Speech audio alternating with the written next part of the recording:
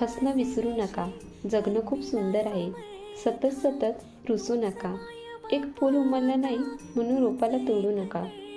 सगळं काही मनासारखं होतं असं नाही, पण जेव्हा मनासारखं झालं होतं ते दिवस विसरू नका.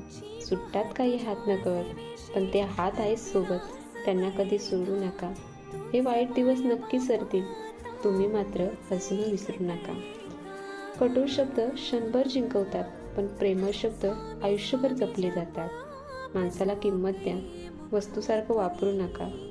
साधेपणा आणि नम्रता हीच माणसाची खरी श्रीमंती आहे. तुमची वागणूक तुमचं भविष्य ठरवते. आदर मिळवायचा असेल तर आधी आदर द्यायला शिका. वागणूक बदलली तर आयुष्य आपोआप बदलतं.